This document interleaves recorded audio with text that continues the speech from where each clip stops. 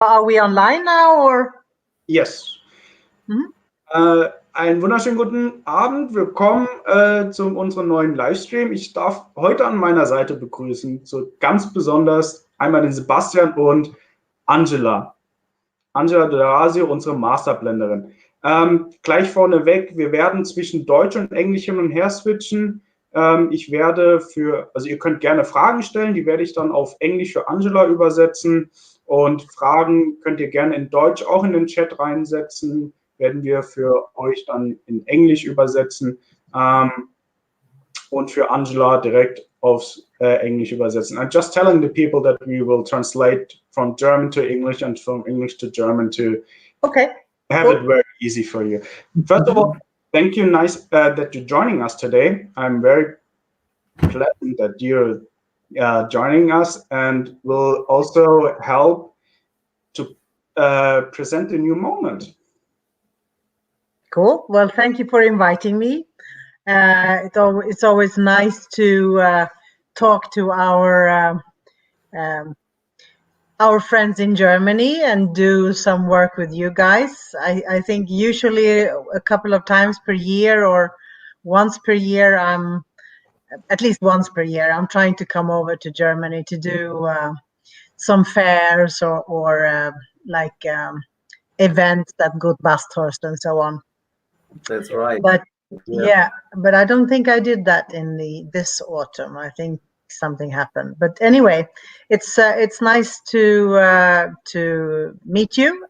And yes, so we have this new baby here that we are presenting, and it's the moment 22, which is there she is for the people. Looks beautiful. And I don't know, a question for you guys: does moment 22 translate in German like in Swedish, like catch 22? Is that the same thing in German? No, it isn't. No, not exactly the same.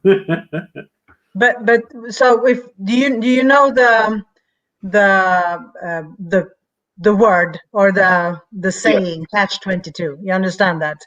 Yeah. I mean, and how do you say that in German? Ist eine verzwickte Lage. Nothing to do with 22. No. No. No, sorry, we don't have that in German.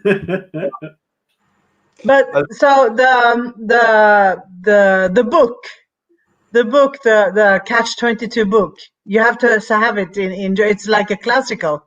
Yes, we do, and we also have the movie, of course. But yeah, you can't actually translate it in German. So right, okay. Yeah. In German, it's also Catch 22, the name of the book and the movie. So they just haven't we don't have an expression for it like for the Swedish or the English one. It's just Catch 22. Okay, all right. So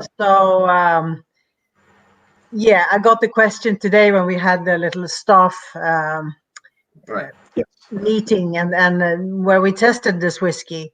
I got the question why the name was Catch 22, and I think my boss and my colleagues answered that a bit better than I did. But so this is a whiskey that has been it has the longest story of all the whiskeys at Mackmyra.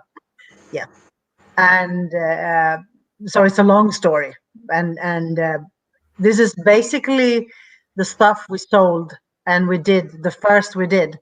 This is basically that one. With some of it, if I'm just saying the short version now, some of it coming back to us in form of bottle not sold, and we have then taken it out of the bottles and put it out on casks again, which is like, do you do that? Can you do that? Yes, you can. So we have done that.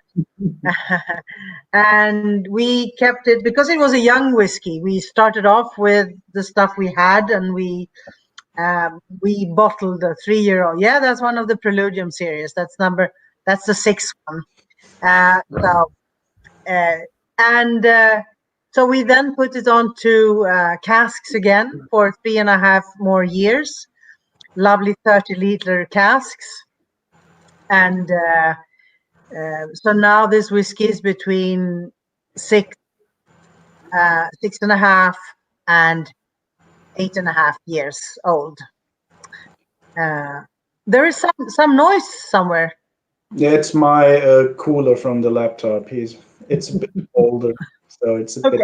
Sorry for that. Sounds like you're someone is using a mixer doing smoothie or something. Right. You're doing smoothie on the side. I'm always doing smoothie on the side because while you are on the internet. Yes. Yeah, because whiskey and smoothie is one of the great way to go. They go together well. Yeah. So the next moment will be the smoothie moment. Exactly. Coming from Germany. Of course. So what we did was that we took these old bottlings that were still in our possession from the Preludium series, and we took them out of their glass and put them back into 30-liter Swedish oak casks. Could you say how many bottles were left of the Preludium and you put back to the cask? About? 27 casks. All right. Okay. Yeah. But 27 30-liter casks. 30-liter casks, yes. All right. And so first fill and new casks, and and then we just waited, and the whiskey was quite a tough mix because it was a mix of all the Preludiums, and so we got some good smokiness in this one. And but the wood was, of course, missing. So 3.5 more years, and now we thought it was a great product to take out and launch as a moment. Well, and the 22 is, of course, because it's like everything that has to do with these early bottlings were very, you could say, challenging. Yes, of course. You don't have the time to wait to put out some bottles for 10-year-old Swedish whiskey. You have to get some bottles out of the market to show the audience what Swedish whiskey is all about, and and we had a lot of people who were cask owners and who were really that bought the 30-liter casks already when this one came out, and there were a lot of people who were craving for bottlings coming from us. So we decided to share what we had and released it in young bottlings, and we also talked about it a lot. That this was a young whiskey. This was a whiskey that was 3-year-old, 3.5-year-old, 4-year-old, and but I think it was still quite difficult because nowadays there are so many new whiskey producers. So all the whiskey people have tried so many young products that they can distinguish between a young spirit and a bad spirit. Yeah. But at that time, people couldn't. The only thing they knew was the older stuff coming from Scotland, and this wasn't resembling that at all. So there were many got really disappointed. It's like, oh, it doesn't taste more than this. So there was a lot of discussion about it, and a lot of people who had opinions. I would say, and even a lot of people who claimed that they were whiskey experts claimed that this was bad whiskey. And I remember I was talking to a couple of journalists, and I was interviewing them, and I was asking, so do you know the difference between young spirit and bad spirit? How do you know that? Can you show me some examples of bad spirit that is young and some that isn't? And none of them could answer me on that. They were just like, well, if it's bad, it's bad. And then you could see that they started to think, oh, I never thought of this. I never thought of the difference between young and bad. So it was like, that was nothing that people knew. Yeah, that's right. Just 1 second, I will translate for the German viewers. Please do. Tell them a bit of what I said. Ja, also wir haben uns gerade unterhalten über die Entstehung von dem Moment Catch 22 oder Moment 22, wie er in Schweden heißt.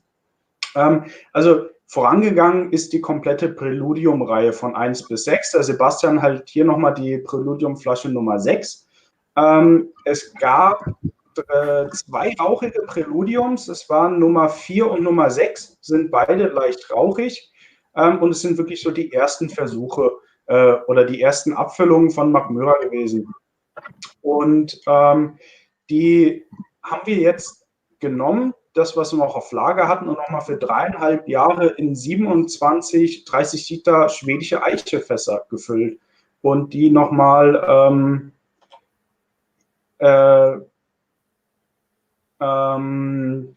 quasi nachreifen lassen, weiterladen lassen.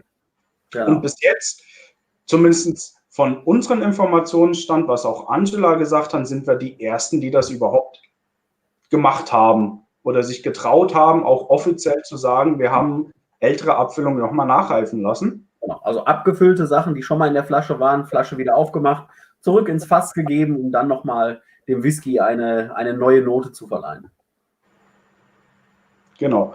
Und also vorangegangen bei der Präludium-Reihe haben viele auch anerkannte Whisky-Journalisten gesagt, sie haben den probiert und haben gesagt, das ist kein guter Whisky, der schmeckt nicht. Und hat Angela zu Recht den Journalisten oder die Journalisten gefragt, was unterscheidet ein guter Spirit mit einem schlechten Spirit? Und da mussten sie dann auch erstmal überlegen, was unterscheidet es oder was macht ein guter Spirit aus und was macht ein schlechter Spirit aus. Weil sie halt von vornherein schon wussten, dass es ein junger Whisky sein muss, genau. Weil es die Brennerei jetzt noch nicht so lange gab. Und wenn man überlegt, 1999, da war es klar, die Whiskys sind noch nicht älter als 3-4 Jahre, die sie vorgesetzt bekommen. Und dann ist man halt schon mit dem Hintergedanken daran gegangen, okay, der Whisky kann nur jung sein, also muss er gleich auch schlecht sein. Und mit dem Vorurteil wollte Angela gerne aufräumen. Genau. Yeah. Yeah, so sieht's aus. So there's another question. Angela, how do you select or decide which casks are going into a moment series? Well, in this case, it wasn't difficult. In this case, we just took the stuff we had. But other times, it's really a question of well, a little planning, of course, but most of the times it's what we find in the cellars that are fantastic and ready and possible to do something with in the coming year. So I often take out what I have and what I think is good for the moment, the year before. And I'll test the possible casks, like if they are clean casks, like if they are, let's say the cherry wine finish, Körsbär, the moment Körsbär. Nice. Yes. So that wasn't so difficult because that was I just tasted the casks and I thought they were amazing. And I just decided in 3 seconds, there's nothing to do with these. They are just as they are. Yeah. So that was like the easiest moment. And sometimes they are wonderful, but they need more instruments in the orchestra. Okay. So yeah, so they are maybe not the superstar, but they are definitely a very good star that could sort of lead the way in an orchestra. So so in that sense, I find the cask and I say, okay, I have some lovely, let's say, Amarone casks here, and but they are not complex enough to do on their own, but they are lovely. So I take them out and then I'll do some playing around with other whiskies around them, and until I'm happy, and then I'll suggest. So I'll have a bunch and I'll suggest them to the marketing people, and I'll say, these are the moments that I'd love to do next year. So just to give the audience which are listening a bit clue, you just do it with a small instrument like this. So you're just preparing some drops of like an Amarone cask and some drops of a peaty cask, and just looking what happened, or how do you decide?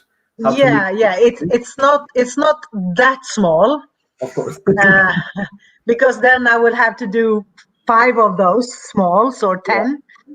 But I might do like, let's say I do a half a liter of something, and then I'll when I'm happy with it. Before that, yes, I do that what you did. So when I'm testing, I have my casks that I need to flour. I love them, but they need more. They need more instruments to make them even more beautiful. And then I do that, and then I upscale it. So I'll put it into the recipe.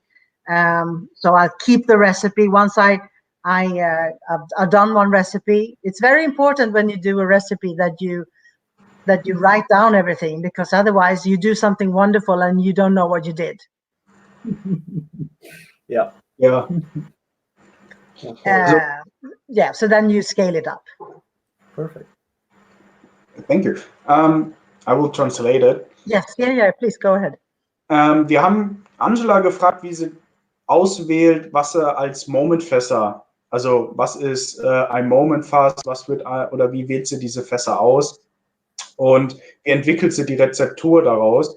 Also sie zieht sich wirklich auch lokal Fassproben von den Fässern, sind so ungefähr halbe Liter, was sie da aus dem Fass sich rausholt, und dann entscheidet sie halt auch direkt, also zumindest beim Köstbär war das jetzt so mit dem Kirschwein, da hat sie gesagt, der ist genauso perfekt, wie er ist, der wird abgefüllt. Bei anderen, wenn sie jetzt, die hat das Beispiel mit Amarone-Fass gebracht, da wird sie dann so, spielt sie zum Beispiel dann nebenher, er ist nicht ganz so, er braucht ein bisschen Unterstützung, er kann zwar die, wie wird man es nennen, die erste Geige zum Beispiel jetzt im Orchester spielen, aber braucht trotzdem ja noch eine Unterstützung nebenher. Genau. Und da spielt sie dann mit verschiedenen Fässern noch, probiert sie rum, was dann am besten passt. Und was sie gesagt hat, es ist wichtig, dass sie sich diese Rezepte, wie sie das verwendet, aufschreibt, damit sie im Nachhinein verfolgen kann, was hat sie überhaupt da, also wie hat sie das entwickelt, und wie viele Anteile hat sie von dem einen Fass und wie viele Anteile vielleicht von dem anderen Fass, damit sie halt das genau hochrechnen kann, damit sie dann auch wirklich dann die Komposition zu Ende denken kann. Das finde ich immer ganz gut. Ansonsten hat man was Tolles komponiert und hinterher fehlen einem quasi die Noten und man weiß nicht mehr genau, wie man das eigentlich zusammensetzen muss. Ja. Angela, so let's talk about the aromas in the nose. What are you smelling in or out of the glass from the moment 22? Just tell us what's on your nose. I wanted to ask you guys. I wanted you guys to work a bit. All right. So Felix? I have at first when you put it, I left it about 30 minutes in the glass already. So what I learned is that Mackmyra needs air, needs some time in the glasses, then they're perfect to consume. So I have at the beginning a lot of berry, really nice berries. And then now the banana flavor and some salty peatness is coming. And some hay also, but not, it's very nice. Yeah, there are also some citrus notes inside and some herbal aromas as well. Yeah. So that's very, very interesting. So it's very complex. If you say it's very complex, you got the typical banana notes and green apple and pear, and you also got the citrus notes, which are very common for Mackmyra, like out of the brooks. But you also got a bit peatiness. You can't compare it to Svensk Rök or Svensk Rök American's egg, but there's a bit peatiness inside, maybe a bit more than the last moment lava, of course. And what I love is the Swedish oak, and you have it in the nose directly. You can smell that there's Swedish oak in the recipe, so it's lovely. So what is when you sense Swedish oak? What is it that you connect to Swedish oak? What aroma is it that you associate? Because everybody has their own sort of association from their own life. Yeah. For me, it is like walking in a summer pine wood, and when you got a bit rain. So it's warm, rainy pine wood for me. Okay. Yeah. For me, it's a bit tough because I compare it to a single cast Swedish oak, and it's just the nose. It's I always, when I'm just smelling it, and I had a great single cast Swedish oak, and I was like, whoa, one of the best Mackmyras what I ever had as a single cast was a Swedish oak, and was like, whoa, and that's what I can compare, put the nose in, and it's it's remembering back to the single cast Swedish oak. So that's why I'm just like, whoa, it's amazing. And for me, it's very easy to compare or to separate a bourbon cask to a Swedish oak cask, because when you only got the bourbon cask Mackmyras, you got more vanilla notes, and it's a bit more freshy. And if you got the Svensk egg inside, you got more herbal aromas, and like for me, it's like the pine wood aromas as well. So yeah, it's very interesting. Yeah. So we have a question. What type of cars were used in the Preludium series? What kind of different? Different cars. Very many different casks. Yeah, I know that Preludium number 2 was Swedish oak. Preludium number 3 was sherry and bit smoky. Number 1 was Oloroso casks. Right. So those were the first casks. And number 5 were small casks. And number 6 were also smoky, but it was a mix with American oak and bourbon and Oloroso and the quarter casks. We started to use them in a bigger scale. All right. Yeah. So your friend Julia is also telling, just let the guys do the work. That's right.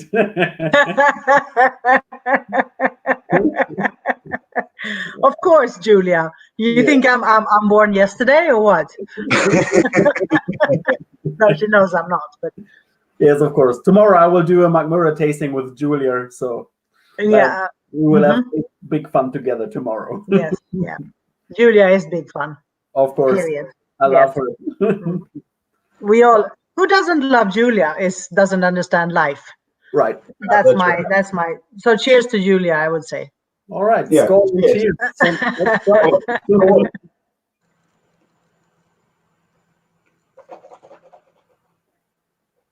Mm. Mm.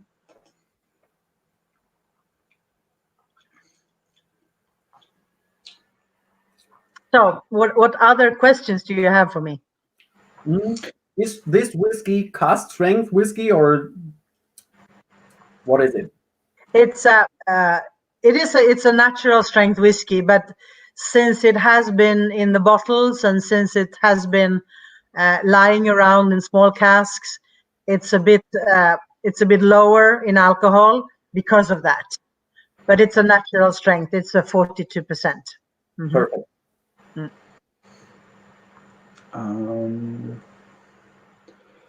How long does it take that you making the recipe of a whiskey?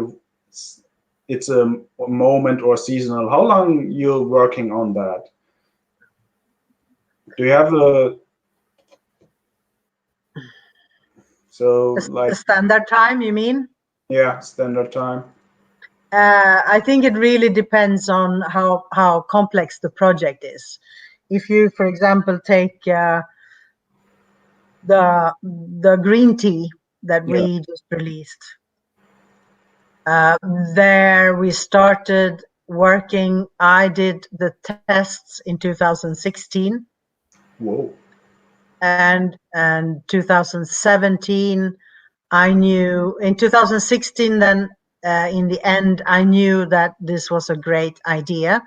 And then in 2017, I got the vintage green tea leaves from Japan, the fine ones that Yoko Ono brought home to Sweden, and then it was all macerated, and we prepared the casks with a green tea maceration in 2017, and then there were 19 months that the whiskey was on the green tea casks that we had prepared. Wow. So it was released in March 2020. So, and that implied that we already had a lot of lovely mature whiskey that we could put, because if you will start from the beginning, then it's like, then you have to wait 10 years.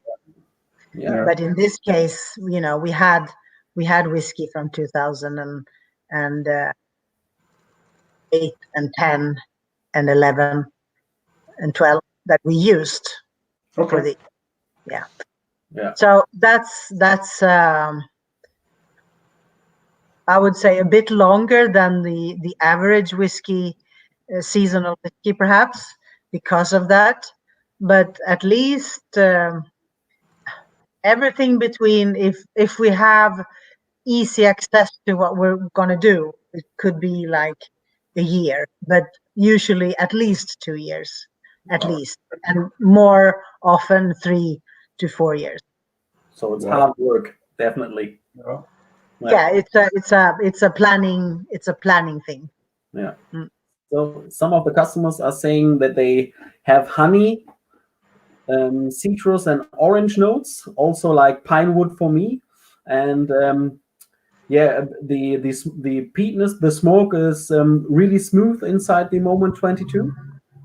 Oh, so you have already sold it to customers? No, some of the customers are joining us. They got small samples to join us.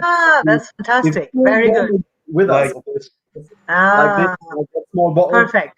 Yeah, so yeah. Everybody watching us can taste it and smell it with us together. Yeah. Yes. Very good.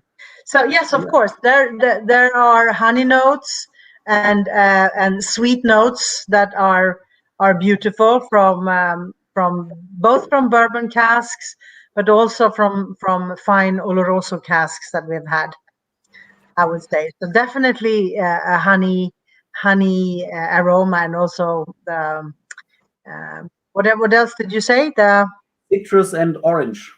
Citrus and orange, yes. And the orange peel and orange is often associated with good Oloroso casks. Right. So in this case, the beautiful Oloroso casks that we had, both in in Preludium number 1, even though it was a young whiskey, they were there, but also the great ones that we had in Preludium number 3 and number 6.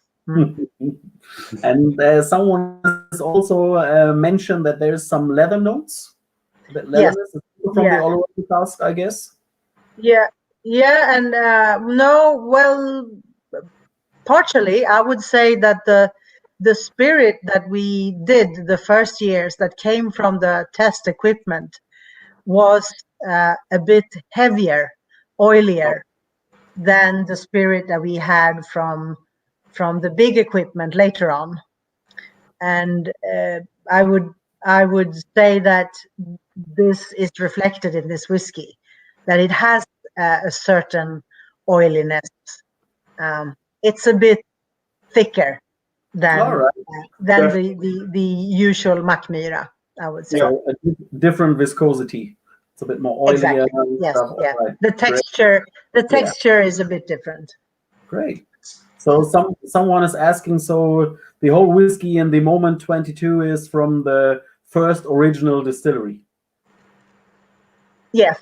Yeah. From both from the test equipment, the small ones that we had when we started in '99, until we built the full-scale equipment in 2002, where we got fundings from the Farmers Association in Sweden. So we the first test equipment, the pilot still, as we call them, that gave us 30 liter. Every time we distilled, we got 30 liter out of it. And that was also why we decided to use 30 liter casks, so that we could keep every batch separated and see what came out. So that was the idea, came from there. So the test equipment gave definitely a bit rougher spirit than the stuff we had later on. But so you could say it's the original distillery. Yeah, of course. So someone is asking, which moment is your favorite one? Ooh. Well, I must say Körsbär is really one of my favorites. I would also say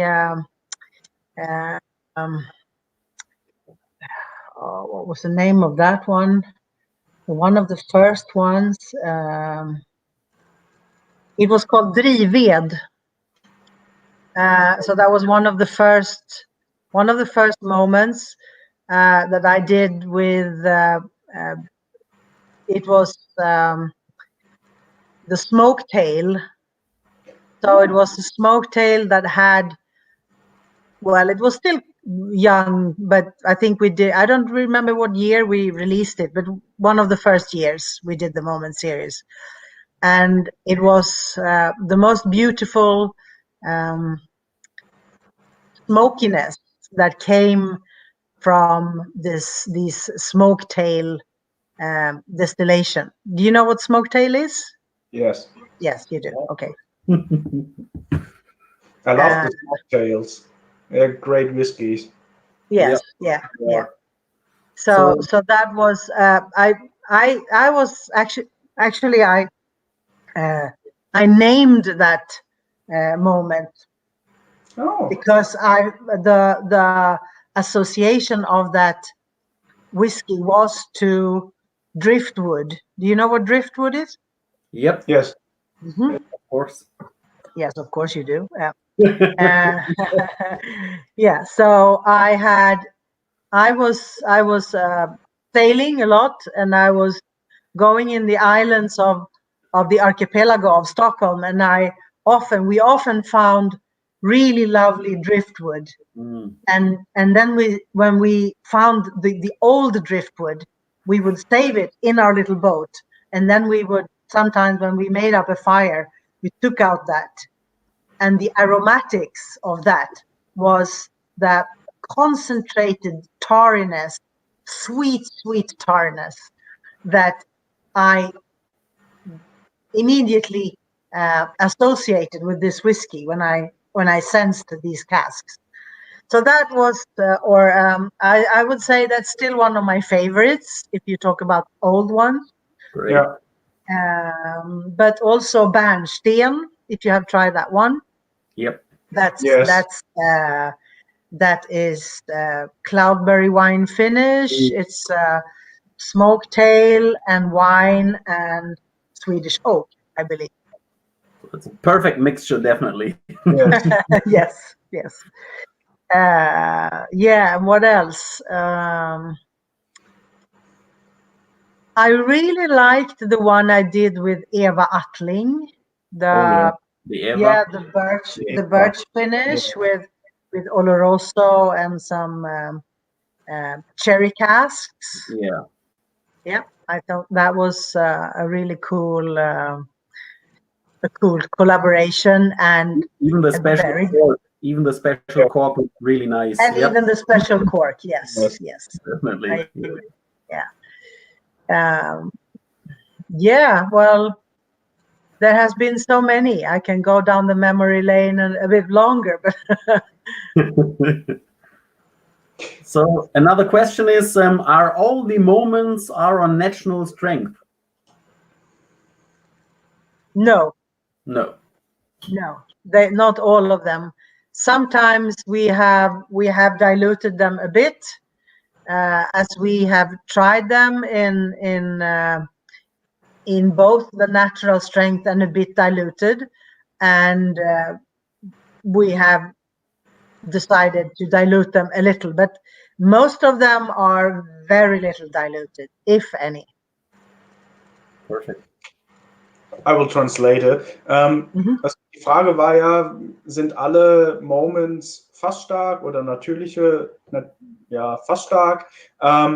Und also nein, sind sie nicht. Sie sind, wenn überhaupt, etwas runter verdünnt, aber nicht viel. Ist wirklich nur ganz minimal. Genau. Und davor die Frage, also Angelas Lieblingsmoment ist einmal der Köstbär und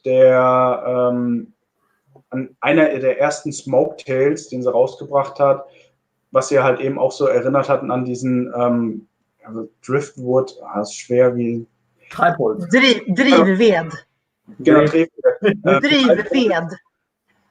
Treibholz, und das hat sie halt, segelt sehr gerne, und da kommt halt eben auch regelmäßig mal Treibholz, und das hat sie halt einfach sofort dran erinnert, an den Geruch hat sie sich halt an das Treibholz erinnert, und deswegen wenn man damit Feuer macht. Wenn man damit Feuer macht.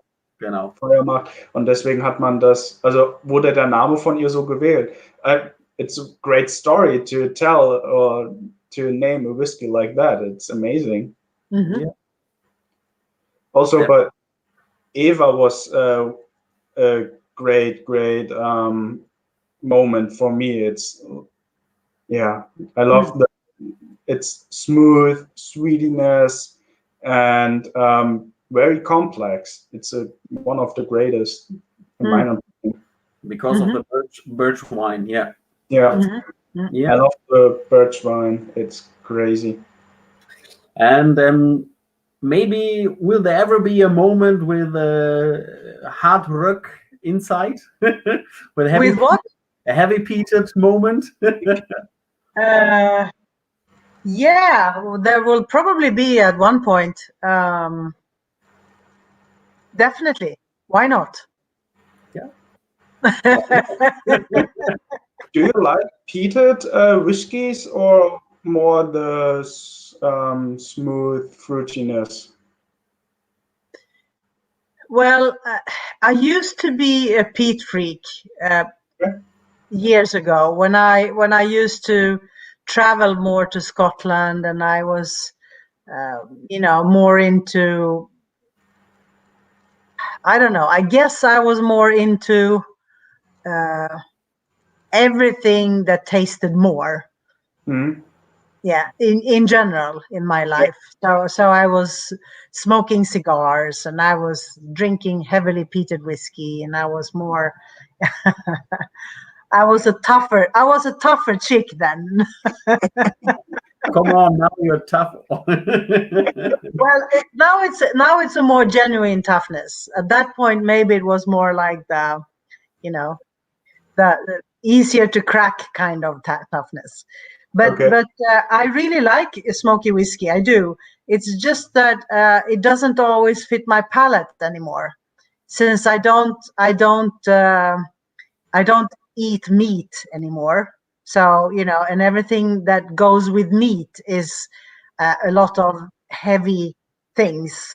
Yeah. So I suppose that I'm training my palate to be a bit more delicate. But I still love a smoky whiskey. I do. Okay. I still love smoky whiskey, and I like smoky whiskey with a good cheese, for example. Yeah, with Roquefort or something like that, it works very well. Yeah, absolutely. Or a mature goat cheese or Parmesan cheese or whatever. There's a lot of good cheeses out there that goes well with smoky whiskey. So I like smoky whiskey, even though I would say like 8 times out of 10, I usually when I'm having a whiskey at home or when I'm out, I'm usually 8 times out of 10 I take a non-smoky one. Okay.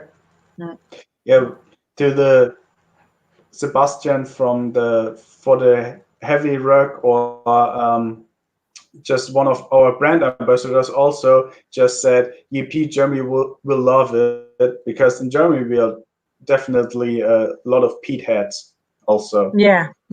So, and on the fairs they're often asking, do you have some more peaty like Sven's Rug, American Egg or Sven's Rug? And so they're still asking for more peat. Right. Well, I think you guys should fill up a bunch of 100-liter casks with extra smoke, and then just bottle it in Germany or something. That would be great, definitely. Yeah. I have a private cask. It's a Cloudberry Extra Rug. Of course, we share it. Yeah, we share it, and I just tasted. It's now 1.5 years old, and I just tasted it when it was 1 year old, and it turns out amazing. And it's like, whoa, okay, I want to fill it. Can I bottle it? Now it's so amazing. So I can't wait to over the three years. So we'll see. So you have to promise me that when you think it's ready, that you will give me a bottle of that, sure. or sell me a bottle of that. Yes. No. Or we can change something. You can get something from me, because that sounds like something that I would like to have. Yeah, maybe you will think about that for a new moment. The Cloudberry and the heavy peated. That's great. Yeah, it's great. So I will definitely give you a bottle of it. Sure. Sounds like something very good. Yeah. So okay, Björn, you might know Björn Bertram, the air Yes, of course I know Björn. Yeah, he says Moment Jagd is one of his favorites. Right. His all-time favorite. Andre is Phoenix and Skog. Yeah, right. Skog is also a great. Skog is was fantastic too. Yeah. Yes, I agree. And Phoenix. No. Yes, Phoenix. Yes. That was also birch wine and PX. Right. Yeah. Yes. And that was, I think, the first moment that won a super medal in competition. So that became the whiskey of the year, the worldwide whiskey of the year at World of Whiskies Award. Oh, okay. Great. Yeah. Didn't know that. Yeah, there are some great moments, definitely. Yeah. There are some great moments in life. Yes, of course. All right. So, So or someone says some extra rug. I need that. Some say make exclusive bottling just for Germany. With an extra rug, right? Yeah, we try. I mean, not exclusive bottling with the oat spoon series. Yes. There's also extra rug and Yeah. with red wine. So that goes. It's called Ulster, isn't it? Yeah, Ulster. The Ulster. The rock spoon is extra rug and red wine. So that's fantastic. Yeah. that's a nice mix. It is. So moment 22, a lovely whiskey again. Well, moment 22. Cheers to you guys. cheers to you. Go. All right. So, any more questions, or are we done? What's the time now? It's nearly 8 o'clock. That's Yeah. right. I guess. So, ihr könnt noch mal Fragen stellen. Habt ihr noch mal Fragen? Wenn euch, also Angela freut sich auf weitere Fragen, wenn ihr noch welche habt. Okay. No, everything is crystal clear. Everything is crystal clear. Yeah. The name, why Preludium, everything is said, I guess. Yes. So let's So, enjoy. what is this selling for in Germany? 121.90 euros. Right. I guess. So like every moment. Like every moment. Okay. Yeah. Right. Yeah. But I guess only a small amount will come to the German market. Yes. They will have to fight for a bottle of this. Yep. That is definitely. completely so. Yeah.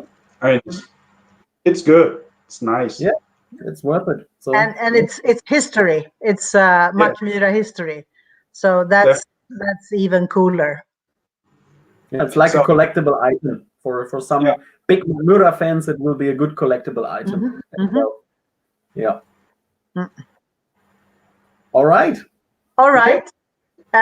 So what are you going to do now? Are you going to go and drink somewhere, or are you still in isolation, or what's happening in Germany? More or less, it's getting a bit easier, but still no bars are open, and you're just allowed, I think, depending on the state you live in. So at the moment in my state, you're still not allowed to go outside with more than 2 people. So meeting up with less than or just 2 people from different households. So it's a bit, Right. Yeah, and only restaurants have takeaway, so you can't sit in a restaurant. You just can take it to your house, and so we have to stay at home, enjoy some good whiskey, some nice Mackmyra, and wait for next week to get a bit more comfort and normal life again. Okay, but do you wear the mask when you go out, or? Yeah. Or if we go to the supermarket or anywhere else in closed rooms, but if you're in nature or outside, you don't have to wear the mask. No, but otherwise you have. Of course. Okay. Yeah. So how is it in Sweden at the moment? Well, we are the only country that has, where people have been told to stay at home, but there's no quarantine. Like there's no state that is telling you have to do this, but it's more like appealing to people's common sense. Okay. As Swedes are quite good at doing what the state tells them to do, and therefore people are staying at home a lot. Not everybody though, but and then